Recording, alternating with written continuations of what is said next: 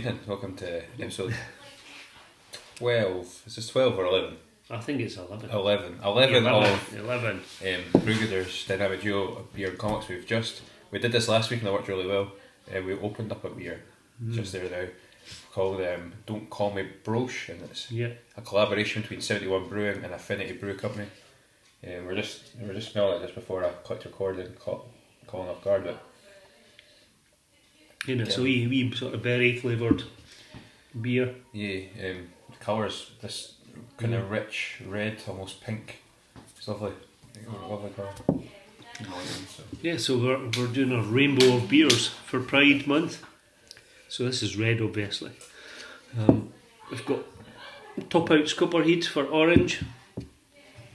Cross Borders Braw Tropical Pale Ale for yellow. Lovely, good name. Stravig Session IPA from Stuart Brewing for our green. Wild Beer Company's Bibble, which is a pale ale with mosaic hops, as a blue, and Overtones New England IPA Vic Secret. Yeah. That's a purple. I totally forgot to do it. I was going to look at all the colours represented in the flag. And they all represent certain qualities and values with regards to the LGBT. But yeah, it's Pride Month. You know, all the Pride festivals throughout the world tend to happen in June. So we just thought it was a really good topic, and one that we feel quite strongly about. Yeah, absolutely. My wife mentioned it last week as well. She's like, "Why don't we do a Pride one?" And we had already talked about it, but Claire thought, she's like, "That's a great idea. I've come up with a good idea for you." And we're kind of already talking about this. So the first one's Broche. Comics first. Sorry. We have read comics that are kind of thematic to the sort of LGBT. I read Fence from Boombox, Fence Volume 1 by C.S. Paquette, Joanna the Mad, and Joanna Lafuente. And we both read Heavy Vinyl in preparation for... Also known as High Five Fight Club, before they had to change the name. This has a really... from Carly created and written by Carly Usden, penciled by Nina Vacuvia and inked by Irene Flores, and then lots of colours as well. Different people doing colours. Rebecca Nolte worked on that one. My choice of books is I've got Love is Love, which was the book put together after the Pulse nightclub shooting in Orlando 3 years ago. More about that later. And I've also picked out this Ashcan version of Kim Reaper by Sarah Greeley. Awesome. So that's our comics. So our first beer, I'm kind of toying around with this as we're talking.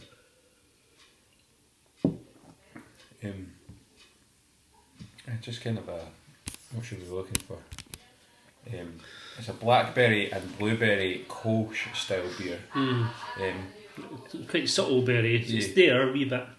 I was almost getting a kind of almost cherry type flavour there with it, but it's subtle, very subtle. Really subtle, very clean, very fresh. I'm enjoying it. There's not, as I say, all the flavours are quite subtle. There's not a lot going on, but it is really. It's a nice. It's a slightly citrusy aftertaste, and it just goes down really well. You sit with a number of cans of that in an evening and just. Well, absolutely. I think I could just enjoy that most of the night. Yeah. And I'm sure everybody, if you were in the pub drinking that, people would be asking, what is that you're drinking? Because why is that colour and such a lovely colour. Cool. For sure. Well, we're having more. Yeah, Will we talk about Heavy Vinyl first? Because that's the one that we both read. Why not? It's the one I prepared notes on. She said it was, I forgot to write down that it was called something else. But I just wanted to say, so Heavy Vinyl Fight Club, it's part of the Boombox. Let's see if I can. Part of the Boombox output of comics that they do. I read quite a lot actually about Boombox in preparation for tonight as well. It's I've read quite a lot from them just because they have source material that they base their stories around stuff that I find quite interesting. So obviously I brought it down. I'd formerly read Dodge City, which was put out by Boombox a couple of years ago. It was a 4-part series about competitive dodgeball. But again, and as I was reading Heavy Vinyl, and I'll come on to later on when I'm talking about Fence as well, I did notice this they're kind of similar themes. Like they could almost be similar similar kind of characters. They all base around like if I just read my review, which I've now got fired on the thing, it says I read 3 comics from Boom Studios this week. I reread Dodge City, I read Heavy Vinyl in preparation for tonight, and I read Fed in preparation for tonight. They were all volume 1s.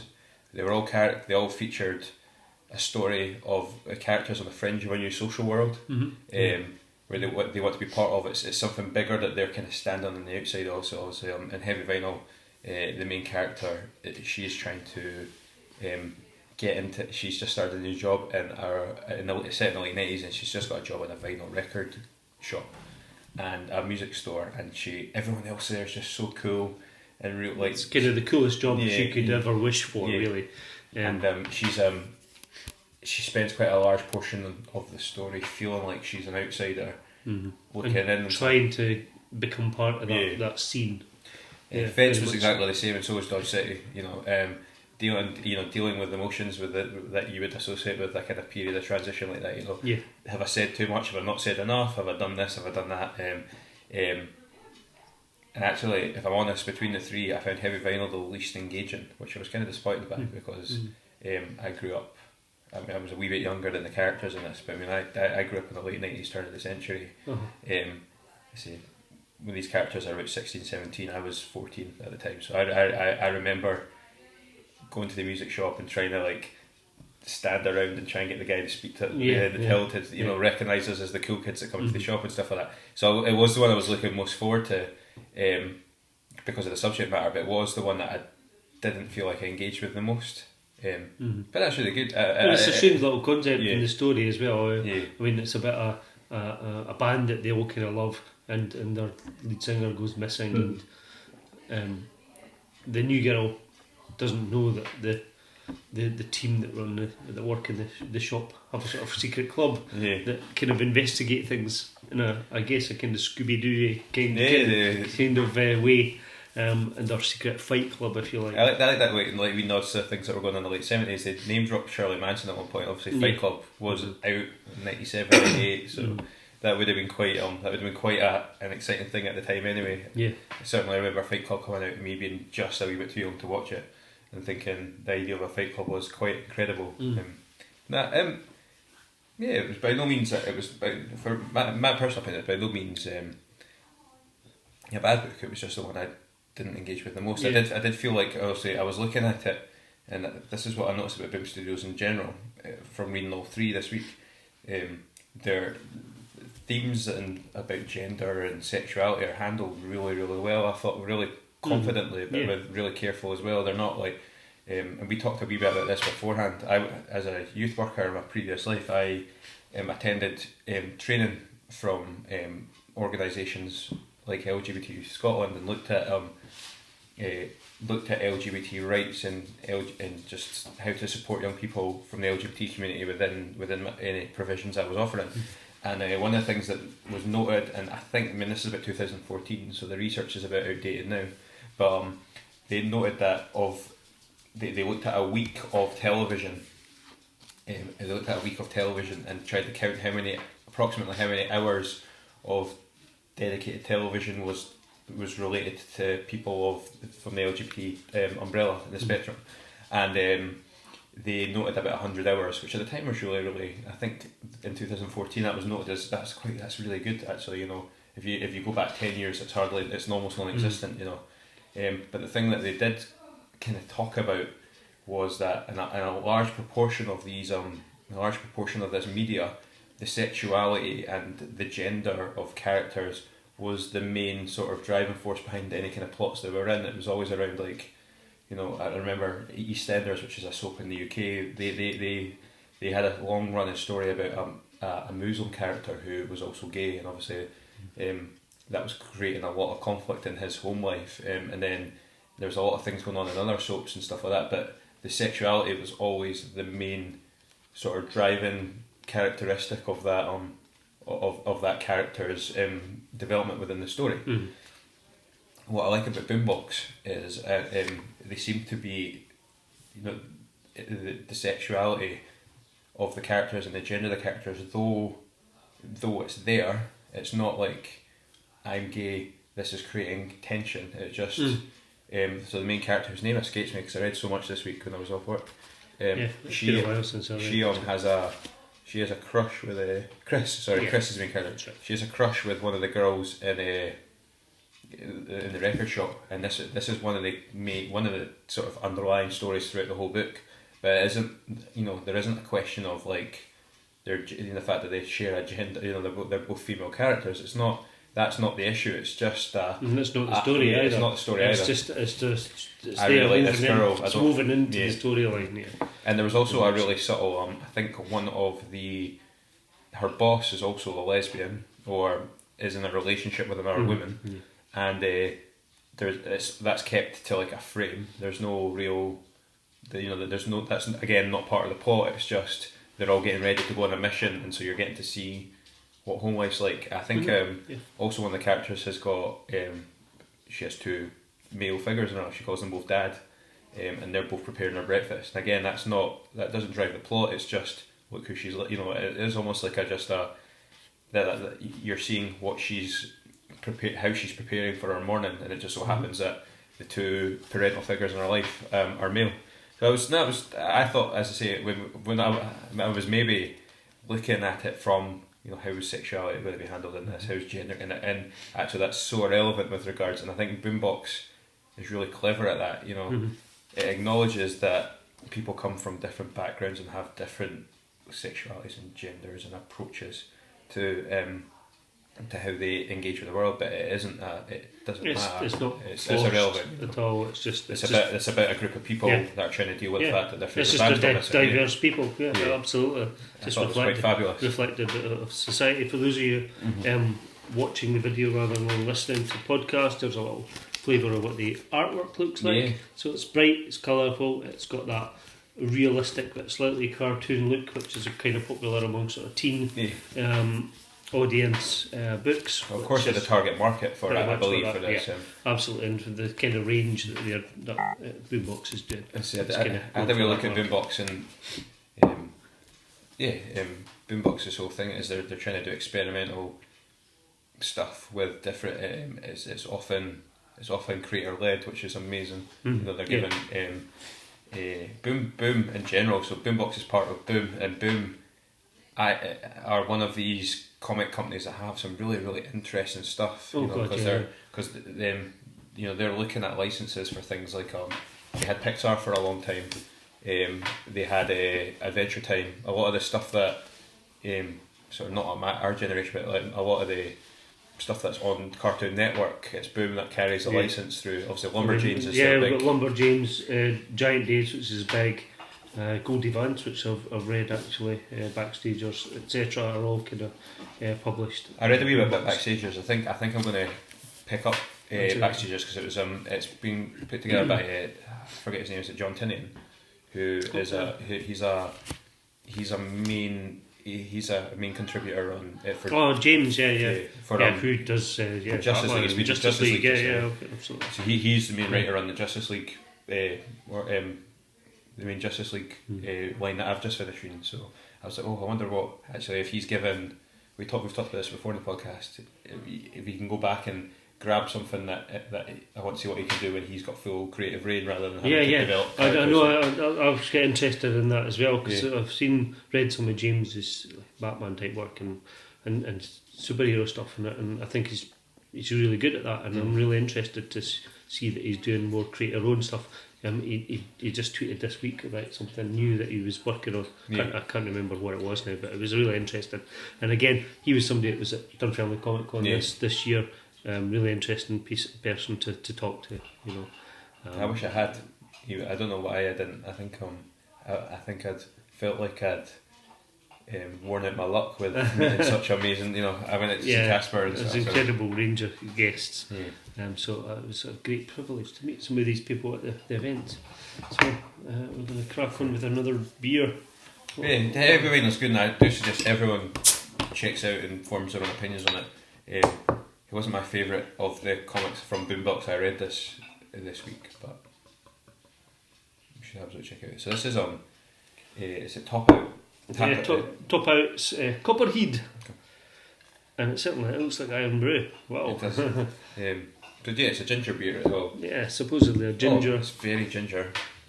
Well, yeah, you're getting that gingerbread. So this is only a 3.4, so I think actually percent ABV. I think if I look at our ABVs from previous, I genuinely think this is our lowest alcoholic beer that we've ever reviewed in the podcast. Yeah. Just a wee nice gingery hint in there, lingers in the aftertaste. Quite a bitter finish, but that's an interesting aftertaste. It's like the bitterness that I'd expect from some beers that we drink, but that it's that ginger current in there as well. Mm-hmm. Yeah. Just pulled this off of their blurb, but copper heat comes from the word copperhead, which is obviously copperhead in Scots. It's a piece of Aid climbing kit famous on scary routes up certain mountain sides. Oh, right. It's a copperhead though. That's really nice. Again, I don't know if this is to do with the low alcohol content that we've kind of gone with this week, but it's really fruity. Mm-hmm. Yeah, could have a wee session on that. Absolutely. Last week I saw a really, really funny review from one of the beers you drank, and I found one for this one as well. And Untapped is quite funny. I think some people get a bit philosophical on Untapped, and we'll try and create a piece of like an essay or a really thoughtful piece of work. And then some people, you can tell, have just drank loads of beer before they've listed their Untapped. But the one for this that I thought was quite funny was somebody just genuinely, it was a photograph of a pint of Copperhead, and underneath was the tagline, ginger, fucking ginger, baby. And I was like, that's fair enough. And he'd given it 5 out of the 5 that you could give it. Don't think it averages off of that. It was probably a lower average, but this guy seemed to really like his ginger Copperhead. Yeah, totally could sesh that as well. Yeah, I like that. Yeah. What comic have you got? I think I'll look at Kim Reaper first. So I don't have the full Kim Reaper. I've got an old black and white ash can, which is just like a preview copy that I got from a local comic shop ages ago, when just before the actual book came out. So I've had this a couple of years, I think. So this is just the advanced preview, which I managed to pick up, and it kind of just gives you the starting point of the story. Yeah. Kim Reaper. Who is Kim Reaper? Well, obviously Kim Reaper, Grim Reaper. Okay. There's something happening there, and yeah, Kim is a Grim Reaper. Okay. Her job when she's not at university, because she's at university, a teen at university, is she's a Grim Reaper. So she has to help people, or I wouldn't say people, help things into the afterlife. Okay. And she doesn't call it killing people; it's guiding people. Mm-hmm. That have passed away into the afterlife. And kind of how the story unfolds is that she's at university, and one of her classmates, Becca, really fancies her, and Becca's other friend kind of eggs her on. Why don't we invite Kim out to the pub, and you could get to know her and see what she's like. And so she plucks up the courage to kind of go and ask Kim out. And Kim's kind of has gotten up and she's disappeared away around the corner. And when Becca reaches the corner, Kim's disappearing into this sort of portal wormhole type thing. Okay. And she ducks in after, totally kind of freaked out by this. Becca ducks in after her. But of course, it's because Kim's on her job. Okay. Away to do her job. And of course, while they're there, things happen. Somebody turns up during the job. There's a bit of confusion happens, and it immediately puts Kim and Becca together as a team against this problem. So and that's where the ash can finishes, up against this bizarre character. It reminded me. I'm interested, just from your description. Does Kim kill? You said she doesn't use those words, but does she end the life of the people, or is she just kind of there after the event? Well, that's the thing. Is it's not clear from this exactly how it happens, how it occurs. I'm sure in the full version you will see see that. But a lot of our job is kind of almost kept a little bit of a secret. Okay. And I think that, just to keep that going, keep the story going, so that not all everything's kind of given away in the first instance. So this is published by Ori Press, and it's been out a couple of years. We reviewed something by them before. I can't remember Only what it was. we looked at those Savage Shores by right, Ramsey, that's right. which Nice. the trade paperback of that one is out in October. So it's just revealed it's going to be. It reminds me of the reason I asked about the death thing, because there was a show I was right into. I remember it being on on a Friday at 11 on Sky One when I was like 15, 16. It was called Dead Like Me. I think it's on Netflix now. Okay. But it was a very kind of similar idea. But the idea was every morning this group of Grim Reapers, they'd all died in previous ways, and so there was one of the characters was like a punk who died of a heroin overdose in the 70s, but was still maintained his youth. The main character, the main sort of protagonist of the show, she died because a toilet seat from the space shuttle had come off and hit her or something. She died. It was a really odd show. But every episode kind of started with them sitting around a table in a coffee shop in the morning, and their boss, there was this guy that kind of came down, and he gave them all like a post-it note that basically had a name and a time on it, and a name, time and place, and they had to go to that place because that was going to be the moment that person died. Yeah. And then they had to guide that person from they were there at their death, so they're like, you've now died, I need to take you on to the next stage of your existence, which will presumably be an afterlife of some kind. It was a really good show, and that's what that reminded me of. I'm looking at some of these pictures. Kim looks quite aggressive. We'll show you some of the artwork for those watching in the video. So very cartoony style, very much is what Sarah Greeley does herself, because she's done the whole lot herself. Though she's worked on lots of other things. One of her other books is one of the Rick and Morty spin-offs, Little Baby Superstar. It's kind of what the art reminds me of a wee bit, particularly at the back page. Yeah, so obviously the full book is in colour, so there's a little postcard there with a look at kind of what the final artwork style is like.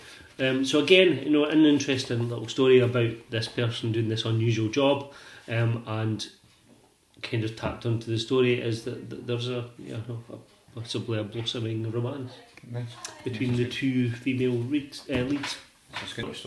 Yeah, we've taken a wee break there to discuss what we're doing next. We've got more beers than we've got comics, so we only normally review 4 comics and 4 beers, but because there's 6 colours in the Pride flag, we've got 2 more beers and we've got comics, so we're going to try something a bit silly for this bit. I'm not gonna lie, I did steal this one. This is the one of all the comics of all the beers we've got. This is the one I'm looking most forward to. Yeah, so Cross Borders. You've got the yellow Cross Borders one. Bra is my favourite Scots word, I might add as well. It's a bra word. It's a really bra for those that just happen to be listening from somewhere else. Bra means nice or good. It's good. You could be somebody as beautiful as bra. I went to a friend's house. Just enjoy it. That's a bra beer. I spent a week at a friend's house in Gloucester when I was young, and his mum made me dinner, and I told her it was bra. And the whole conversation, and we worked out that if you're from sort of the green, if you're from sort of Gloucester, Bristol area, the word is lush, but it means the same thing. Yeah. But this is a tropical IPA, from Cross Borders. And I've got the green, the Straveg from Stuart Brewing. Yeah, we reviewed a few of their stuff now. Did you not go somewhere before where they had you were in Edinburgh last week and there was quite a lot of Stuart Brewing on their menu, is that right? Yeah, there was a few at the newsroom in Edinburgh at the top of Leith Street. Nice wee place, quite like going there. Yeah. Do great naturals. So what are you getting from the smell? Oh, this is fruity, grapefruity. Cut grass, which we're getting a lot of just now. As it's coming into summer, I'm getting that quite a bit of grapefruity in the nose on that. I think it's our lowest ABV you've got tonight. No, it's not. It's our second lowest, 3.7. But it should be like a white, it's refreshing citrusy beer. Yeah, it very much is. Yeah. I'm getting where's my I'm getting tropical notes. So I'm getting what I think is a pineapple or a mango or something along those lines. Which is great because those are smells I love in my beer.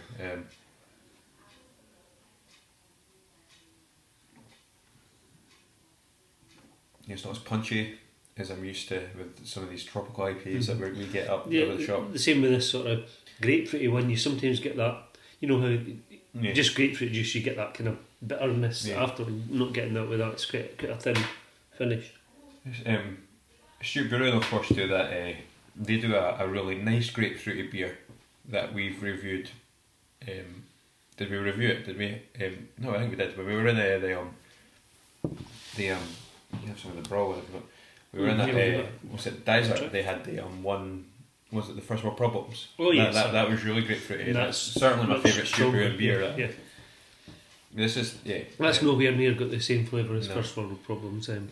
That's a kind of much more sessional kind of. It bills itself as a session IPA. So. So I've got your bra. Oh yeah, it's got pineapple smell about it. It's got a better kind of grapefruit taste to it. It reminds me of grapefruit or a zesty kind of. I'm really liking it. Yeah, certainly, bro. It's what I'm kind of spoiled. I left the can up there somewhere. I'll show you later. But I can't even remember the name of the brewery. But there's an IPA that I really like. I'll tell you about it later on. I'll put it up on the Facebook as well. But there's an IPA that they've stopped selling up at Caledonian Craft Beer Merchant because it wasn't selling, and I got it. Our local beer shop actually put some beers to the side and like, look, drop the price on these. I need to shift them before I can get new orders from these breweries. And I bought 3 or 4 from one brewer. I'll find out what's called, but it was generally one of my favourite beers in the shop. And I'm gutted because he's not going to stock it because it didn't sell. That's a shame. That's kind of in the same vein. I'm enjoying the bro. I think that's good. So if you're from Dunfermline, Cross Borders are doing they're the next open session that are doing. Oh, is that them? I think so. It's coming to. Let me double check that while we're talking. It's coming to the craft beer merchant. So our craft beer merchant does some really nice. It's only done one bit. We've got the session. Yeah, so they're doing the tasting with a brewer. This week is it Thursday? It's a week on Thursday. A week on Thursday. 4th of July. I'm sure it's Cross Borders. If I've made that mistake, I'm not. Free advertisement anyway, even if they're not. We're both checking. We're having like a race to see who can find it first.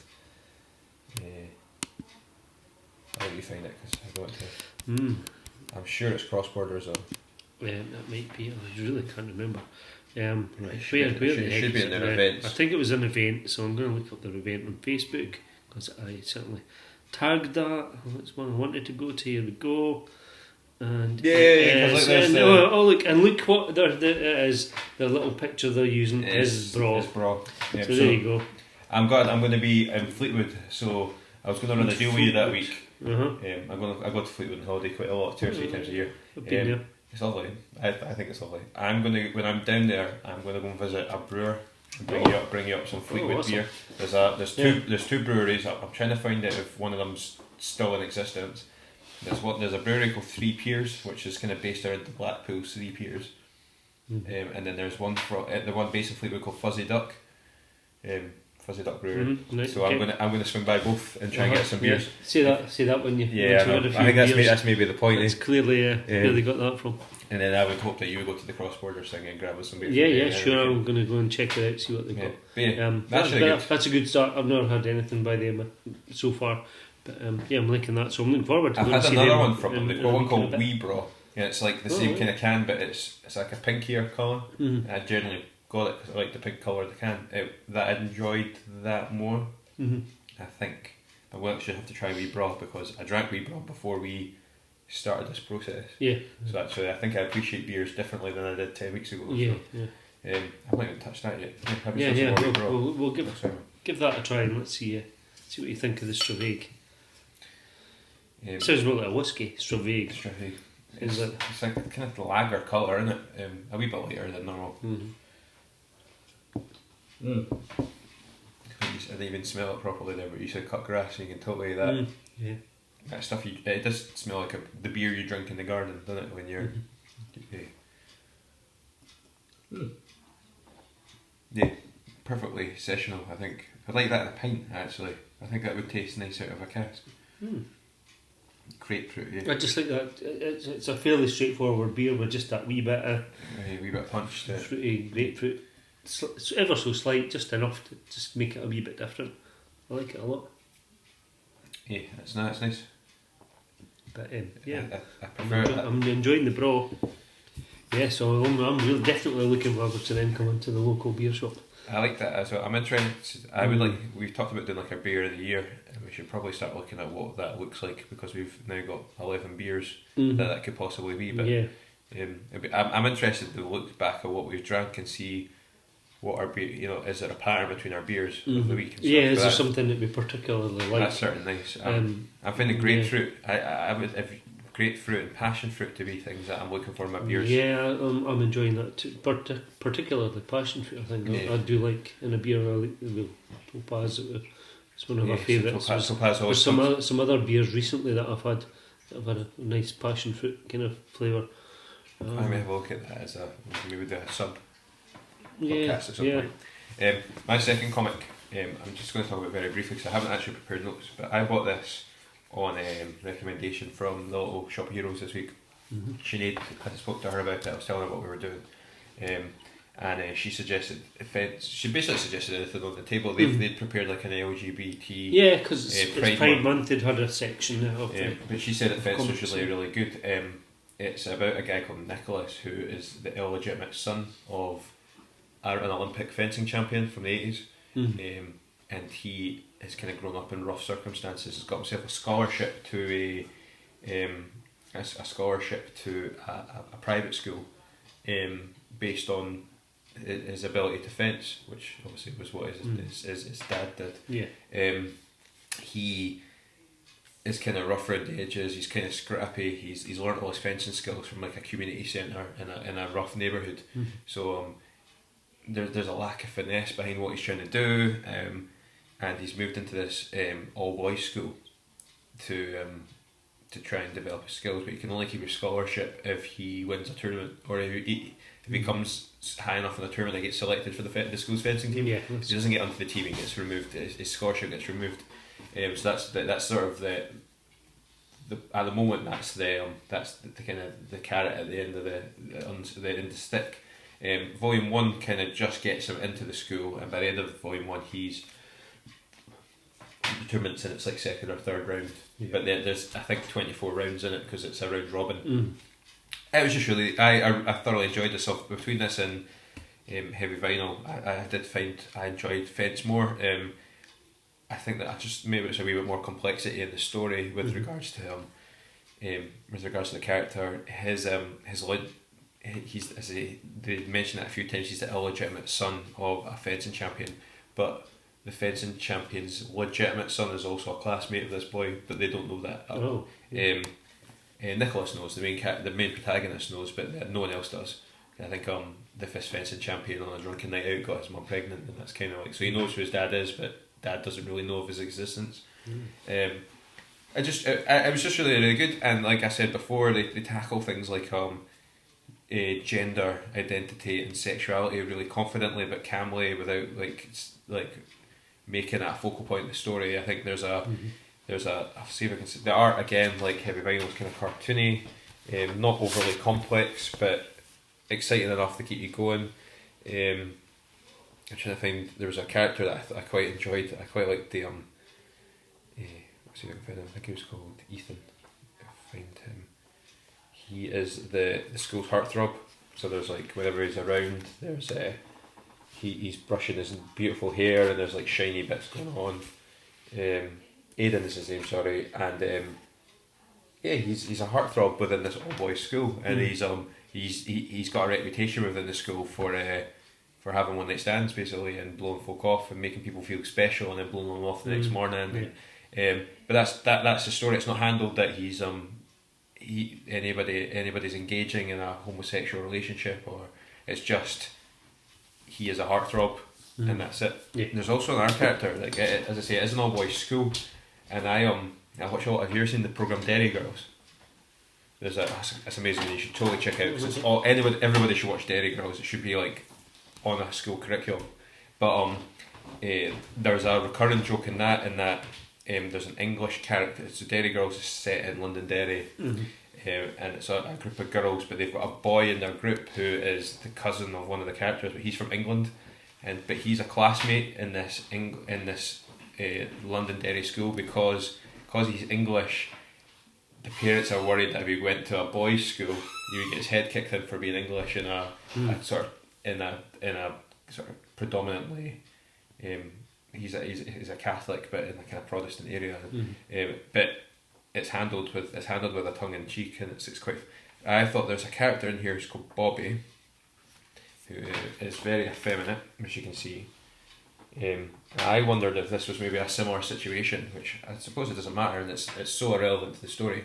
But I did find myself wondering, like, is Bobby a female character that's been put into this male-dominated environment for some reason? But he's not. He's a boy just like everyone else. But he wears skirts, and it's not discussed, which I think is really important. And I thought that was really quite powerful.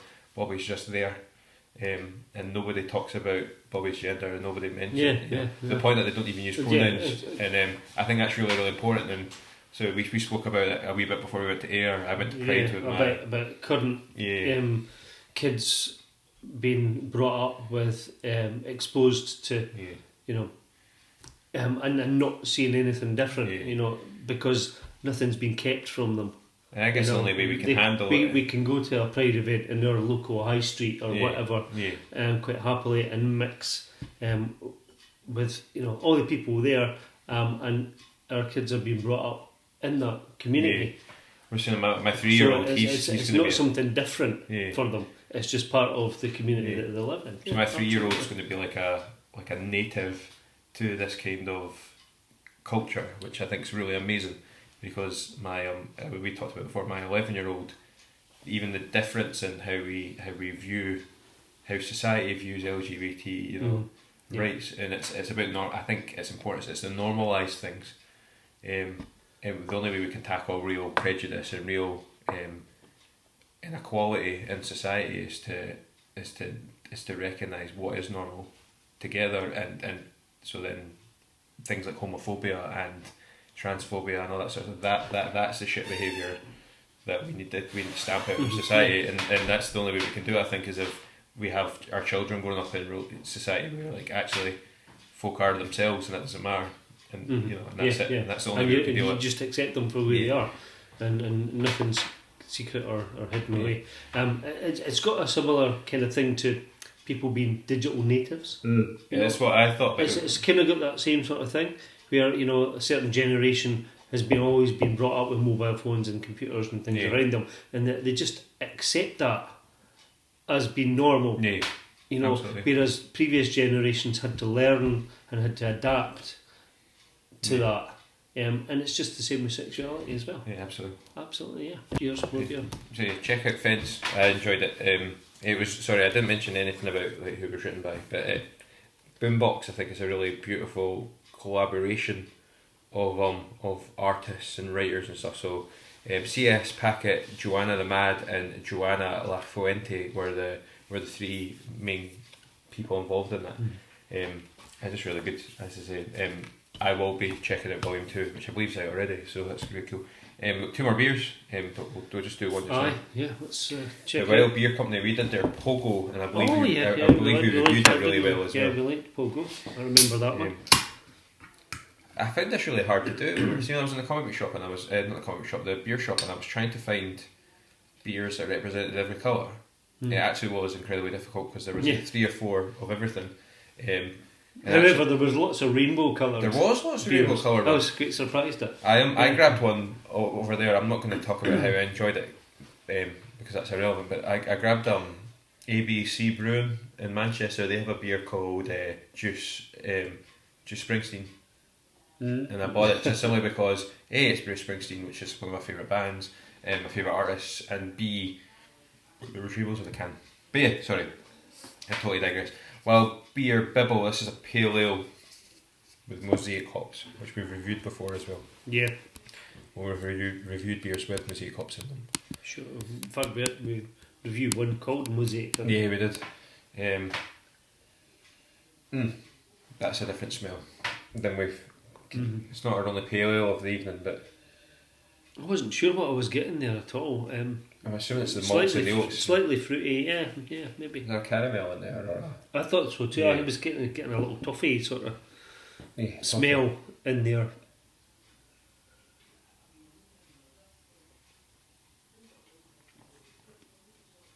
Slightly fruity, not overly so.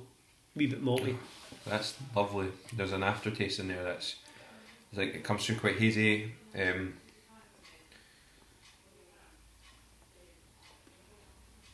Smell more fruit, and now that I've tasted it and cleansed myself a bit. It's dry after. It's dry in my mouth out, but that's not a How bad you thing. feel like that? We've reviewed dry sort of beers that leave that kind of, and you've not been massively fond of that as a. But I do like that one. Reminds me of the. Actually, reminds me of a, I don't know if that's a mosaic hop thing. It reminds me of a less fruity version of the other one that we drank. It's quite similar. Yeah, I It's think quite so. similar, but Yeah. without having that kind of punchy current. Yeah, because that had the punchy fruitiness, didn't it? The pogo. Oh, So I'm really enjoying that. yeah, I quite like that. Every time I drink that, I notice something different as well, which I think that's part of the mosaic beer Yeah. as well, isn't it? You do notice. I think in the aftertaste, I'm starting to now get that oatiness. There's almost a porridgey kind of It's flavour. amazing, eh? I really like that. It's like I've just been eating porridge. Yeah, I like Getting that. that coming through, and really unusual. I'm just off camera. I'm forming my kind of. And he's putting his beers together in Yeah. a little group Of- of things he likes. We've got one more to go though, but that's my current kind of. Right. Yeah. Well done, wild beer. Are we going to end on a comic or a beer? Shall I go with? Yeah, I think folk, from what I've understood and what I've asked, people like it when we finish on a beer. Right. Remember that we, apart from this week, most of the time when we read a comic, when we select comics for the show, it's because they're the comics, and we read quite a lot. I know Colin reads a lot on the bus, and I read a lot in the evening. We read a lot of comics in a week, so when we bring comics to the podcast, they've already kind of been internally They've been shortlisted. filtered and Yeah. we've picked out. Yeah. Obviously this week there was a specific LGBT kind of vibe in mind, but Yeah. So my comics are ones I've had for a little while. yeah. I've So I've gone and sought them out. So, okay, so our last So one. our last one is probably the kind of big one in terms of our theme this week, and this is Love is Love. So this was a sort of commemorative comic book brought out after the Pulse nightclub shooting in Orlando, which was 3 years ago, June the 12th, so almost exactly 3 years ago. There was the shooting in that nightclub, a popular amongst the LGBT community in Orlando, and there was a the reaction to that was that a person called Mark Andreyko thought, could he bring together members of the comics community to do something to kind of commemorate or to horrific event. raise funds for proceeds for the victim, the survivors, the victims, the families, and this is the result. Is Love is Love, and I think you can still get this. However, when it first came out, there were a lot going for sale on like eBay for ridiculous prices and things.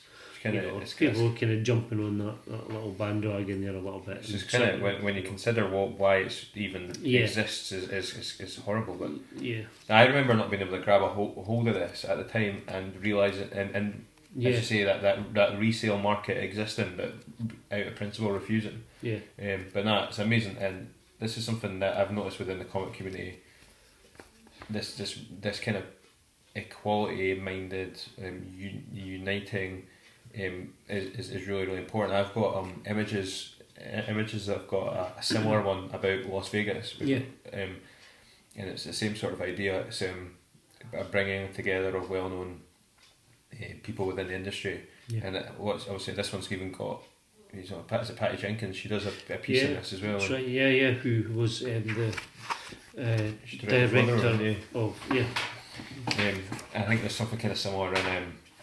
The one I've got as well, but no, it is just incredible that in such horrendous circumstances, people can find.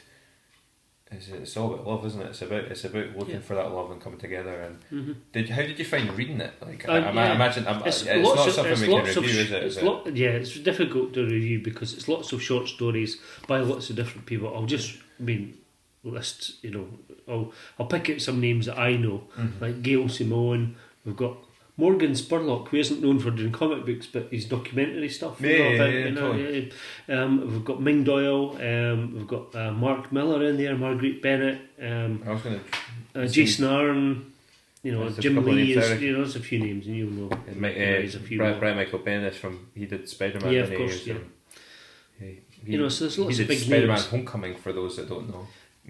This is published. This is a joint thing between DC and IDW. Yeah, that's really good. So what we find then is that there's a lot of particularly DC characters appear in it, which I think is good as well. Which is great. So we've got Batman, we've got the Superman, we've got Supergirl, a few other characters. We've got Deathstroke, a villain appearing in there as well, which is great. There's that. You've flicked through it a few times. I think that's probably one of the most awesome images. Is that Archie? How do I make that up? No. It's certainly in that style. It's Riverdale. Yeah, it is. Yeah. Where is it? There's a Superman holding a flag.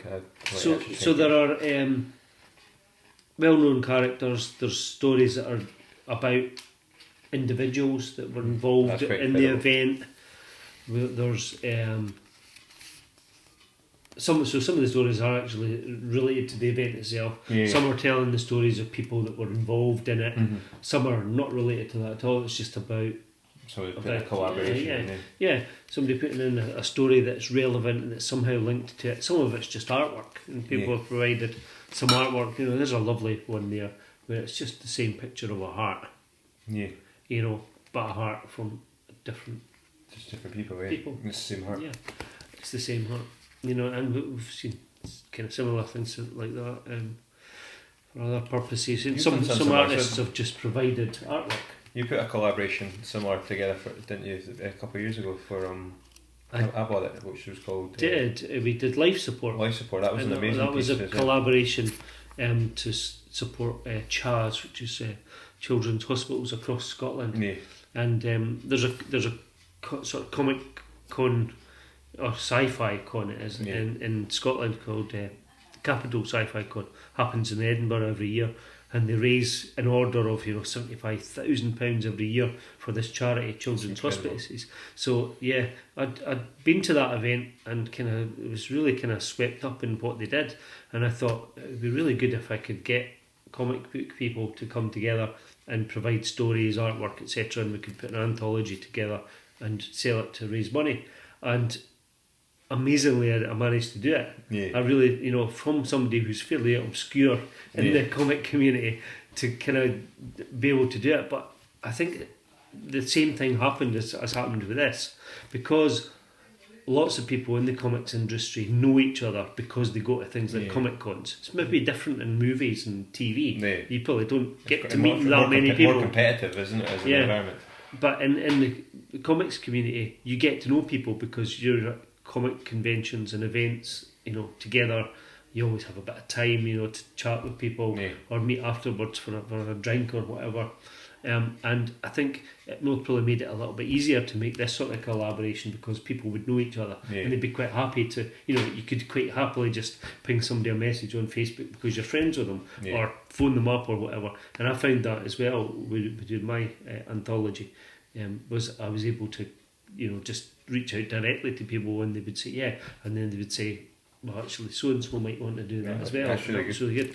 But anyway, not to take away from this. No, I love is love. I'm just going to mention one story here because, as you're probably aware, I'm not much of a superhero fan, and if there is any superhero that I do have time for, it's Batman. And there's a Batman story here, and Batman arrives on the scene of the Pulse nightclub shooting. Oh, okay.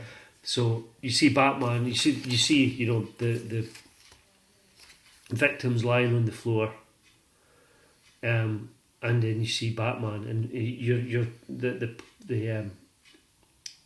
what you're seeing is Batman's thoughts. Yeah. What you're reading is Batman's thoughts And as he wanders turn it around. on, okay. You know, yeah, and he's walking around and he's picking up, you know, looking at evidence. He's picking up people's phones. He's looking at the bodies, and then it cuts. You know, there's this one shot here where there's Batman and he's surrounded by these bodies in the nightclub, and it cuts to a scene outside the nightclub and there's some police officers talking amongst themselves, and one of them says, "I've heard he's inside." Yeah, and another one says, "Yeah, he's working the scene." Third one says, "Bats, he's the greatest detective in the world. If he can't find answers to this, then no one can." You know, and that's kind of the story, is that Batman has no answer for this. He can't explain it. He just can't come to terms with why this happened.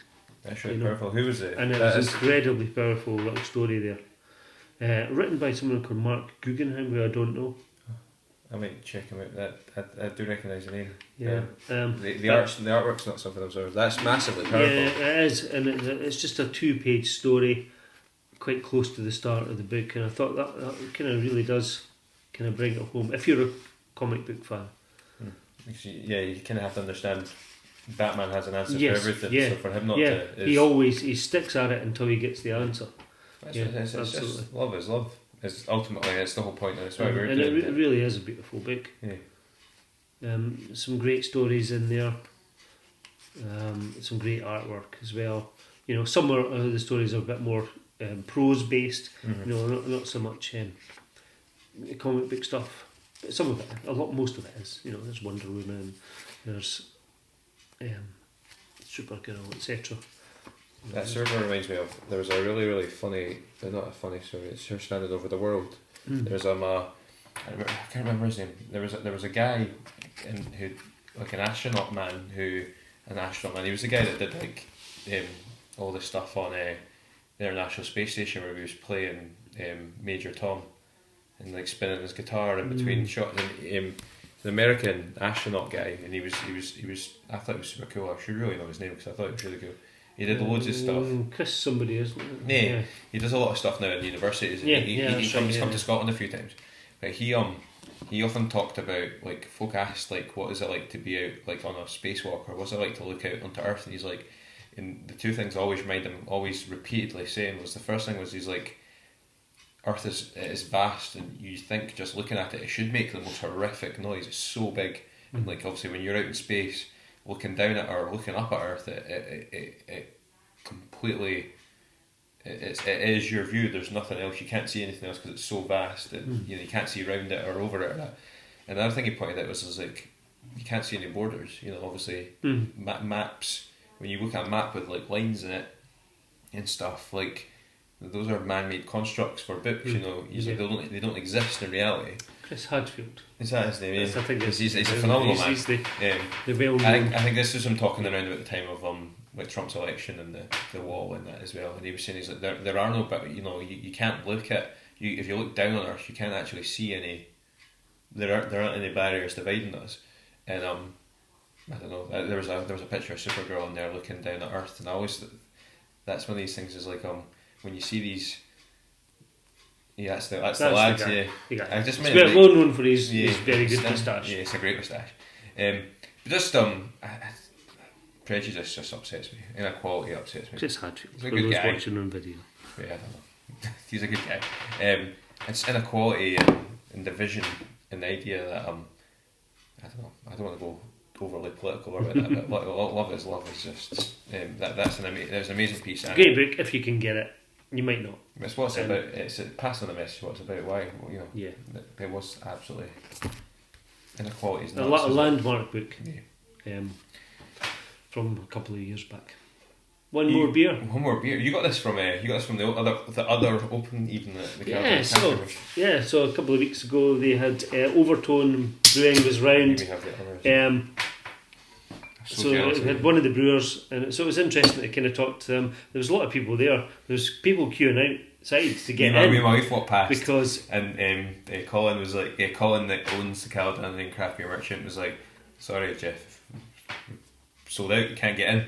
And he was like, you maybe try and come back. And I was going somewhere else, but I wanted to stop by. My wife was up for an award doing something.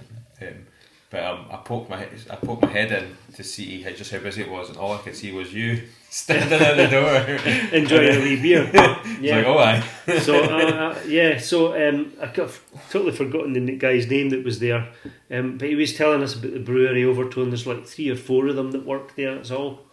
And that they try lots of different styles of beer and things. They've got quite a range, and this is one of their most popular ones. New England IPA called Vic Secret. This is their best-selling beer. I'd never heard it before until that night, so I thought we'll bring this along for the. So did you buy it for the can? Did you buy it for the can? No, I wanted it because I wanted to have a proper drink of it. Yeah. And I bought a couple of other ones as well.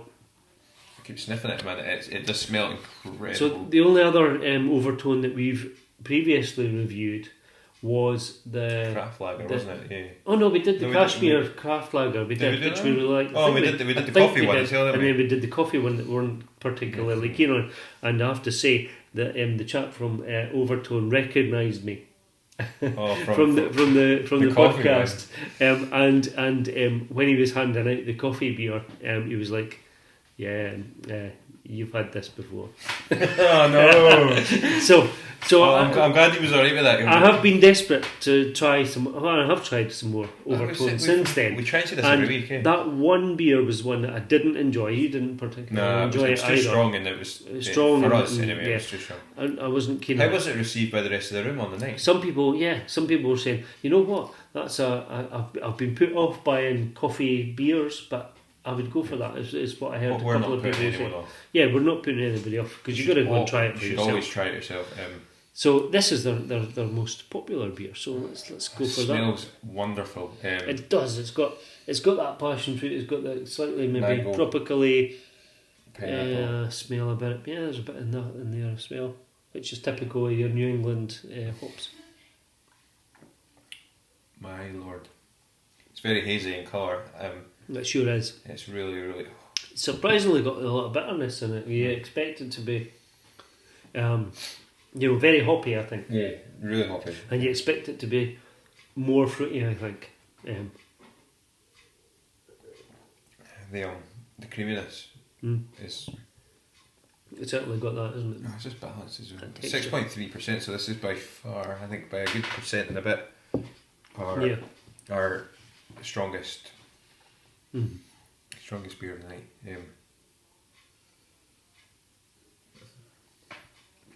Getting something else on the nose now that we've had a couple of.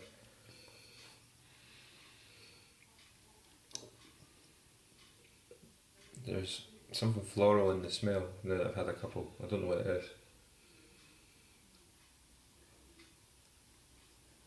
I mean, just coming from that richness in the fruit. That's lovely.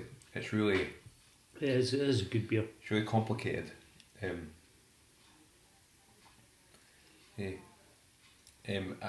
just want to point there is a lot going on there, Yeah. I think, in that one, and I can see why it would be one of their most popular beers. However, he was also saying that because they're such a small company, and this is the same for probably a lot of small brewers, is that they're finding it difficult to get hops sometimes. Because the big brewers are buying them up, and they can afford to, buy, a whole crop, and then pushes out the little guy, which is a real shame. He says that they're actually going to struggle to make some of their beers in the future. They're going to have to go for something, try to make something new, because they can't get the hops.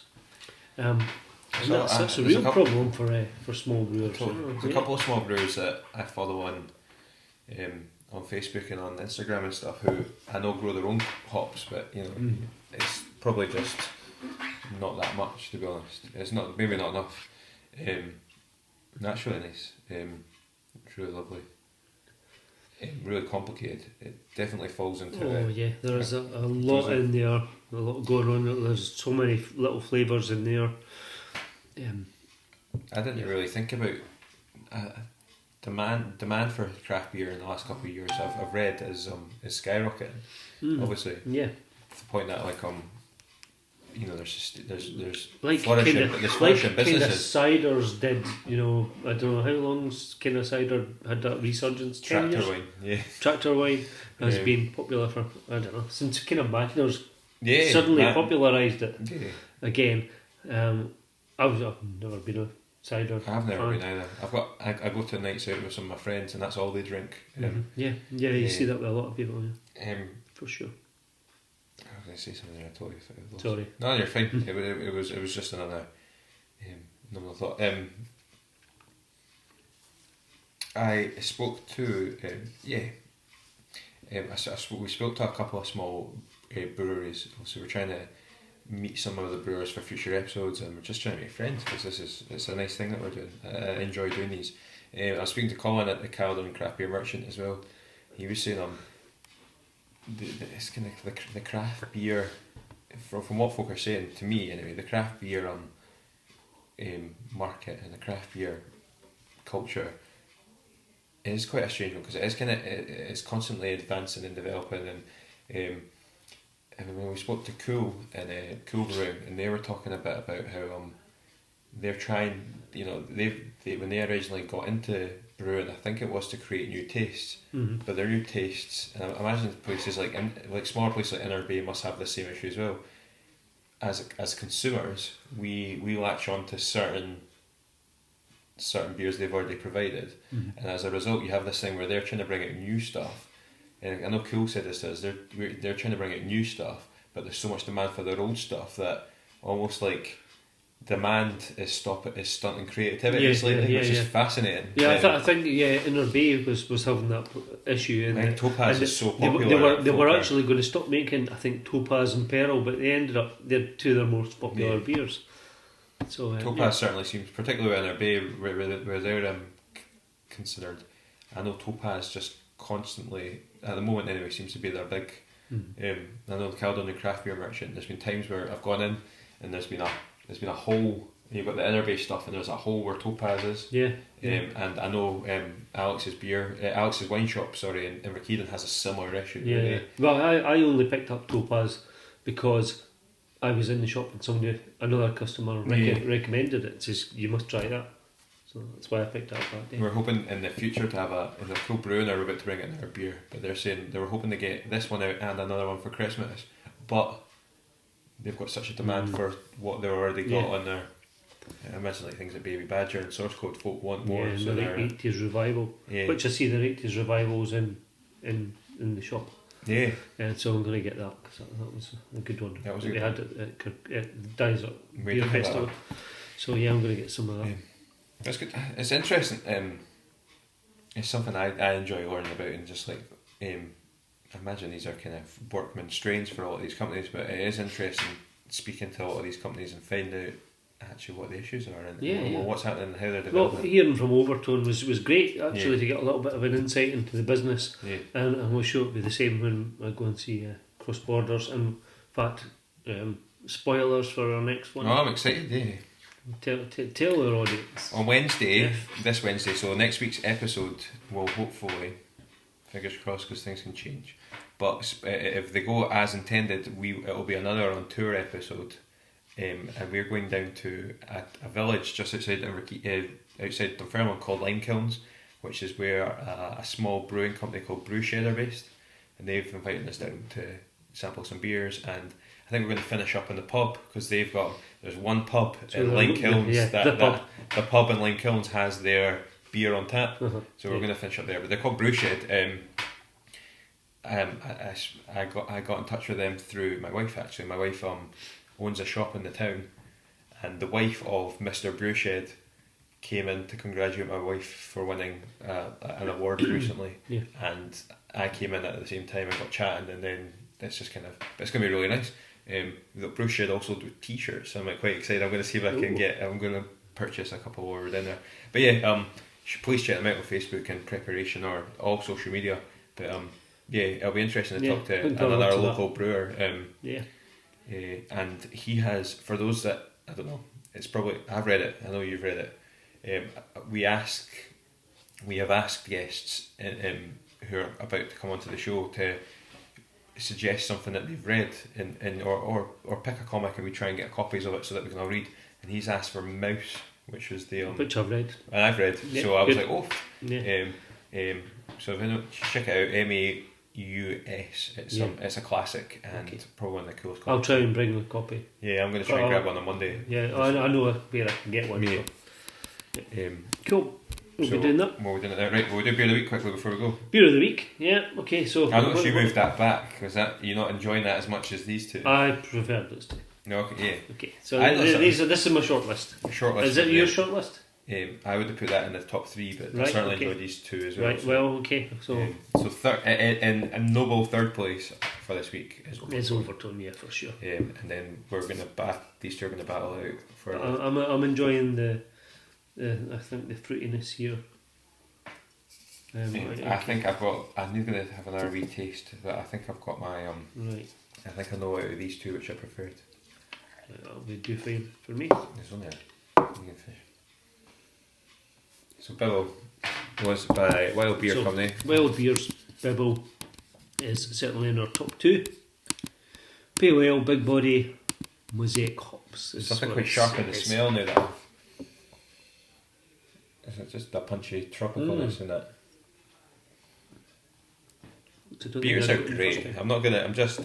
We're on our 6th one or about to.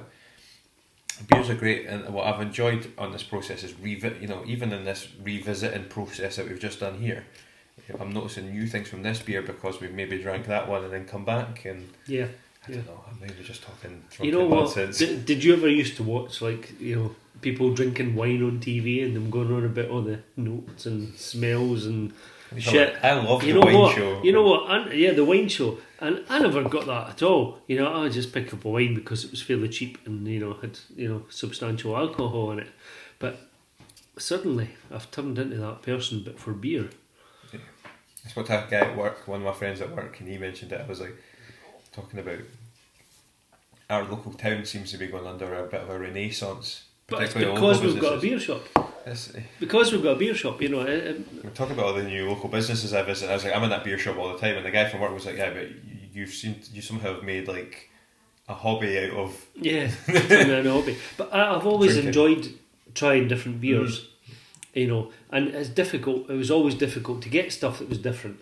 You had to go to maybe a farm shop or something that would have, or a specialist retailer, or to the brewer, or to the brewer themselves, or to go to a festival or something and to try stuff out. I remember going to a beer festival at Kingussie. I tried usually at things like farm shops and kind of country shops where they might have something different that's brewed locally. I do that, and anytime I go on holiday as well, I go to a pub, I will avoid the Irish bars and the Scottish bars because they're just selling stuff that I can get home. I'll go somewhere and I'll ask, I want to try something local. And I remember doing that in America. A couple of different visits to America and going to a bar and just recommend something, tell me something, give me something that's local, and just getting some incredible, really different beers. That's amazing. That excited me. So I've always had that kind of little idea of trying different stuff, and if I find something that I like, then maybe I'll buy it again. But it's been so difficult to buy them because they're in odd places. And now we've got a shop that stocks it. Right, I find as well now that we've got this shop that stocks it, I'm enjoying. I've been to beer festivals before. I think if your palate is, as I say, kind of stuck. I go to the pub quite a lot with my wife, or visit. I get a pint when I'm buying a meal, and you are kind of stuck. You're kind of stuck, and I find when I've gone to beer festivals in the past, the idea of a beer festival has far exceeded my experience because I wasn't used to what I ought to expect in the tastes and stuff like that. And even that's just I've done the same as you. Gone to local places and villages around the country and asked what's the local pint, but unless you're trying these beers quite a lot, you don't know what to expect. And actually, what could be I've revisited beers that I've told myself I didn't like since we started this podcast, and I've thoroughly enjoyed those beers since. And I don't know if it's just because, like say, become arsehole on Channel 5 that's drinking wine for... You've developed a palate. It sounds so stupid, but it is. And actually, I've been to quite a few beer festivals and had varying experiences, but that beer festival we went to in the desert, despite the fact that it was just you and me and another guy in the corner, and it was dead, it was one of my... There wasn't even the dog. There wasn't a dog there, but in a beer drinking experience, it was one of my most favourite beer drinking experiences ever. It was it was chilled, and it was exactly what it needed to be. And it was really good. Anyway, I retried Bibble. You tried Bibble, didn't you? Yeah, and I just had some raw as well. Did you? Yes. Yeah, Well, you were talking, I was just I was talking. I'm going to get stuck into the bra. So bra. And see what I think. Very, very.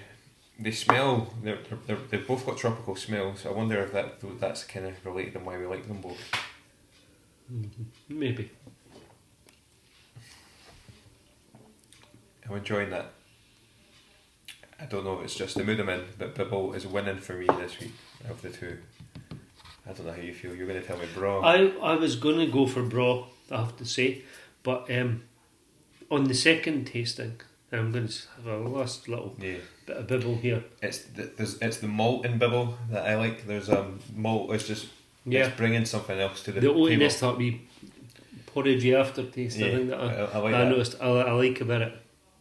That's really good as well, though. And yeah, first time round, bra was grasping it for me. Was getting it quite easily from the rest, but actually the wild beers, Bibble was... I don't know. There's just I could just drink more of that. Yeah. Quite happily. The bra is good, but I wouldn't drink any more than maybe a tin or two. Possibly a wee bit too sweet for us. No, of those two, I mean, yeah, it's just they're so different. They're so we different. do beer the weekend. To be honest, I liked all the beers tonight. I enjoyed them all. The first few, I think were just a little bit, I don't know, thin on flavour, perhaps. Well, that's again just personal. But they're all different. Different. I like. I mean, that is actually quite pleasant. We said that the copperhead with the ginger in it is interesting. The grassy, citrusy flavours from first three. If they were, I'm not going to say they're bad beers because they're really not. The first if I was would in a pub, happily drink them. If I was in a pub and I had an option between like what was on the, it's not a good comparison. I probably made a shit comparison, right? But if we were in the pub and there was an option between drinking any of those beers all night, in contrast to like your main brand stuff that you get in a pub, I would sit and drink any one of them all night in exchange for like a Kronenberg or a Stella. Yeah, for sure. They're amazing sessional beers. These three, it was almost like two different kinds of. You've done a remarkable job. You've picked 6 beers that we actually like. It's just good because I'm kind of guilty of picking total random shit. Are you going for? I'm going for that, but then I understand that you might want to go for that. No. Actually, on second thoughts, I'm enjoying it's that. It's the porridge. Porridgey oats flavour. It's amazing. So well done. Yeah, I'm liking that. Yeah. Cool. So well done. Well beer. Well beers. Bibble. What we win last time? Yeah, well done. I'm just going to get a drink. Cheers. Closely followed by Cross Borders Bra. Definitely looking forward to trying a few more of their beers. Closely followed in third by in a couple of weeks. Closely followed in third by. And then the other three beers were I could joint fourth. I'm looking forward to having that one again actually, and just having a wee taste of that. This is the end of Stravig. So cheers, guys. See you next week from the tour.